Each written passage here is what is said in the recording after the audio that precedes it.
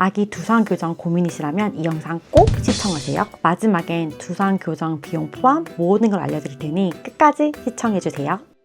저희 딸은 태어나자마자 인큐베이터에 입원을 해서 총 45일을 있었어요. 면회 갈 때마다 모자를 머리에 쓰고 있어서 전혀 몰랐는데 태어나고 집에 와서 모자를 벗겨보니까 육안으로 확인될 정도로 아이의 머리가 심하게 찌그러져 있는 거예요. 심지어 이마까지 비대칭이었어요. 어느 정도였냐면 모자를 씌우니까 좌우 대칭이 맞지 않아서 계속 모자가 돌아가는 거예요. 그래서 첫 영유아 검진 때 의사 선생님께 보여드렸더니 바로 재활의학과에 협진을 요청하셔서 검사를 꼭 받아보라고 하셨어요. 그래서 재활의학과에서 근성사경과 사두단두를 모두 체크하였는데 다행히 근성사경은 없었으나 심각한 사두단두라는 판정을 받았습니다.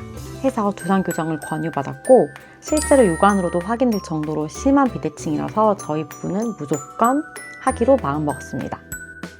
참고로 쌍둥이 같은 경우에는 아이들이 뱃속에서부터 공간이 작기 때문에 사두단두인 경우가 많다고 합니다. 저희가 처음 사두단두 판정을 받았던 건 아이가 3개월이었던 시점이었어요. 그 판정을 받고 병원에서 소개받은 업체에 바로 전화를 했더니 아이가 목을 가눌 수 있는 시점부터 헬멧 착용이 가능하다고 하더라고요. 그 후로 2개월 뒤 아이가 약 5개월 때쯤 목을 가누기 시작해서 바로 전화를 해서 스캔 날짜를 잡았습니다. 참고로 아이가 목을 가누기 시작할 때부터 하는 게 좋은 게 아이가 처음부터 헬멧을 쓰고 있으면 그나마 거부감이 좀 덜 하다고 해요. 그래서 저희는 2월에 진단을 받고 4월 중순에 처음으로 두상 스캔을 하게 됩니다. 두상 교정 헬멧은 의료기기이기 때문에 꼭 의사의 처방전이 필요해요. 처음 가면 아이를 눕혀놓고 두상 스캔을 먼저 한 후에 단두와 사두의 심각성도의 레벨을 알려줘요. 저희 딸 같은 경우는 사두, 단두 모두 적극 권장 수준의 심각한 레벨이었습니다. 그래서 어차피 하기로 한 거 저희는 스캔한 당일날 바로 하기로 결정을 하였고요. 참고로 헬멧은 미국에서 만들기 때문에 결제 후 약 10일 뒤에 도착하더라고요. 그리고 헬멧이 도착하면 꼭 2주 내로 방문을 해서 두상 교정을 시작해야 해요. 왜냐하면 아이들은 성장이 빠르기 때문에 정해진 기간 안에 가지 않으면 아이의 머리가 커져버려서 두상 헬멧이 맞지 않을 수 있기 때문이에요. 그럼 저희의 만족도가 궁금하시죠? 저희의 두상교정 헬멧 만족도는 4입니다. 왜 5가 아니냐면 일단 이전에는 비대칭이었던 이마가 이제는 대칭으로 돌아왔어요. 이것만으로도 두상교정 하기로 했던 목적을 달성했다고 생각하고요. 하지만 별점 하나가 빠진 이유는 저희 딸이 두상교정을 했을 시기가 늦봄부터 여름까지였거든요.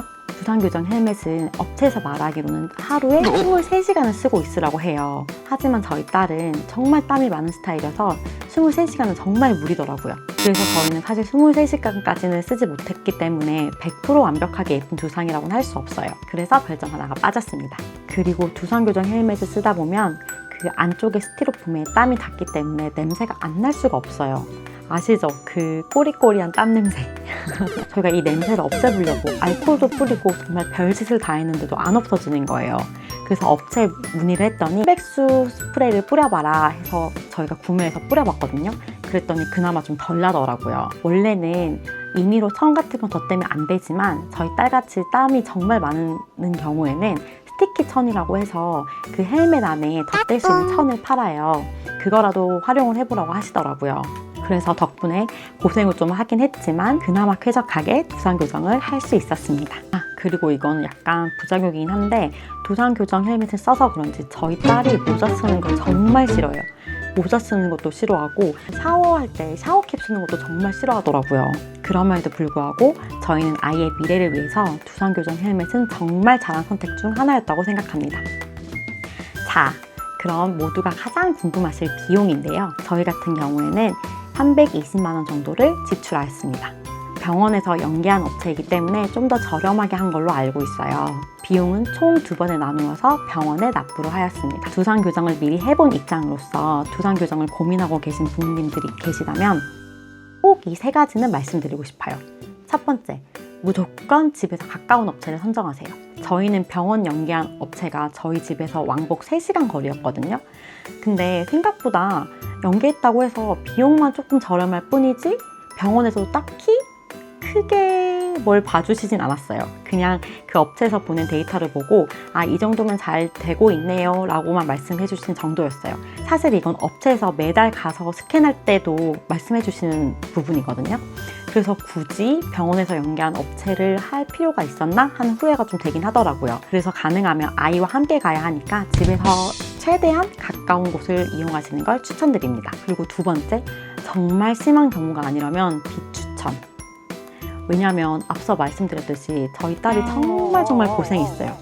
이거는 정말 해보지 않은 사람은 경험할 수 없는, 그 어린아이가 모자가 쓰기 싫다고 막 앵앵거리는데 부모로서 해줄 수 있는 게 없더라고요. 저희 같은 경우에는 정말 심한 비대칭이어서 하긴 했지만 단순히 이게 조금 아쉬운데 이 정도라고 하시면 글쎄요, 저 같은 경우는 비추천할 것 같아요.